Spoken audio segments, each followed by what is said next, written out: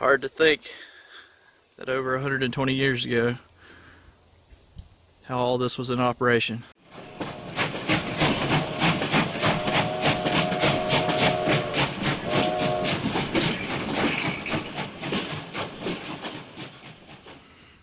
Alright guys, we're out doing a little bit of exploring today, and we're looking at some old coke ovens. And for those of you that don't know what coke is, basically it is coal that has been cooked. And this place right here was in operation like from the mid 1880s up until the early 1900s. And what you're looking at right here, it kind of looks like a half an igloo, but this was actually one of the ovens where they cooked the coke. And they would use this coke like they would coal to help supplement the steel industry. And coke would actually burn hotter, was lighter than coal, and it had less impurities, so it made the steel a lot purer. It's just a really neat part of the history. You can actually even smell it still a little bit here. And Alabama is really covered up with these coke ovens. You can see how hot it got. It actually left like part of this rock right here melted at the top. It's really neat though, part of the local history for sure. But wanted to walk around and show you all this. There were, at one point, I think by 1890, there were over 400 of these ovens in operation here. And you can see that was kind of like the chimney stack up there. Let's go in here and look.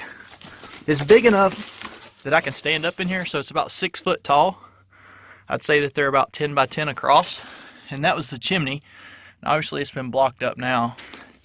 This is right down the road from Tanny Hill State Park. This is in West Blocton, Alabama. And West Blocton is a very historic little town that was developed by these ovens pretty much. That's also where Clayton likes to collect all of his bottles from, his Blocton and West Blocton. So it looks like about every 3 foot they put one of these ovens. So I can't imagine in the Alabama heat, you know, we joke all the time about digging bottles and this heat and how hot it is. How hot it must have been around these ovens for the guys that were working here. Because it is not unheard of to hit 100 degrees in the summertime here. And if these ovens were cooking, I bet you it had to have been 120, 130 degrees anywhere around these ovens, which is crazy to think about. But literally it's just one after the other after the other. It's a really neat place. You should check it out. It is a park now, so you can get in here. It's not like I'm trespassing. You can come in and look around and stuff like that.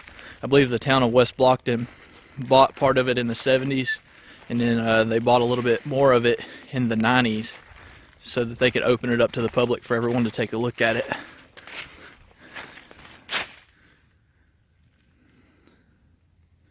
The sun's kind of being weird with my camera. It's not giving me the best lighting, so I apologize for that. It's like the further I'm heading down this way, the more intact the ovens are. They are a little bit better preserved. But yeah, these are still complete, aside from the chimneys. That one might even be open. Yeah, that one's open. Go up here and look at that. So there's your chimney. There we go. Yeah, these are in a lot more intact than where we started a while ago. We'll walk on this way, see what else we see. So to begin making coke, the worker would have to actually loosely brick up the front side of what you see right here. So the opening to these ovens would be loosely bricked up to allow it cook time. And they have to leave it a little bit open to let air in there so that the airflow would keep it ignited. And then once it was through cooking, they couldn't just open it up quickly, because if they did, the coke would burn up completely. They had to water it down, is what they would call it. They'd actually pour water on it, and that could take up to 45 minutes to an hour per oven just to water down to be able to get the coke out. And on top of it, they actually had railroad tracks for like a small railroad type car to run back and forth to help along with this process. So that's pretty neat. And I think there's actually one of those small cars around here I'm going to show y'all here in just a minute. I've kind of got a bird's eye view right here. So we got one row right here, another one here, and there's another one on the other side, and there's actually one further to my right as well. And that's what made up those over 400 ovens, again, in the 1890s. So this area was just jam-packed with these ovens. Really, really neat. I highly suggest if you're in the Alabama area, come check this out. It's really only about a 15-20 minute drive from the interstate, and it's worth coming down here. They have historical plaques up, so if you don't know the history, you'll be able to learn it when you get here. Pretty neat.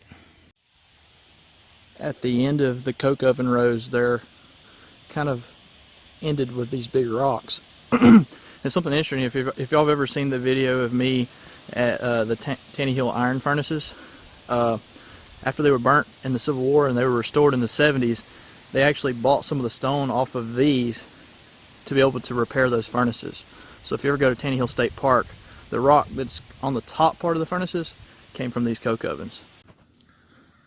This part over here is not maintained by the park, you can tell, but there's ovens behind all of that shrubbery right here as well, all the way down through there. I mean, after you've seen one, you've kind of seen them all, so I don't blame them for not wanting to clear all that out and maintain it, but it's still pretty neat. There's actually a few of these not far from where I grew up, really only about 5 miles down the road. I'll have to go by and take a look at those sometime. They're not in a park. They're actually really close to a railroad track as well. I'll have to go check that out. Well, let's go check that mining car out. So the charging cars would actually run on top of these ovens on the railway, but then below the railway, in between the ovens, they had tracks ran, and that's where this mining cart that I'm about to show y'all actually ran, was in the bottom. Up on the top was the smaller charging cart. And here's one of the rail cars that would have ran in between the ovens, not on top of. That would have been a little too heavy for the top. You can see it has the linkage in the front, so it would actually have carts in front of it. You can see it's made by Plymouth, which is pretty neat. And behind it, so you would have mining cars behind it as well, which they've actually got where you can get up on this one. We can take a look at where the operator would have sat. You had that nice cushy bench right there. It's like that'd feel good on your butt after a 8 or 10 hour shift. Fairly simple though. You can tell it just looks like it's a one lever setup. Had a few gauges on it. You'd pull it to go forwards and pull it to go backwards. Doesn't get any easier than that.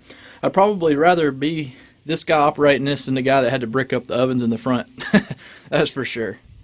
Alrighty, well, I hope that y'all enjoyed the video. Like I said, I like to bring y'all pieces of history that have been long forgotten, and this is one that kind of stuck out to me. So if you did enjoy it, please hit the thumbs up at the bottom. If you're new to the channel, please be sure to subscribe.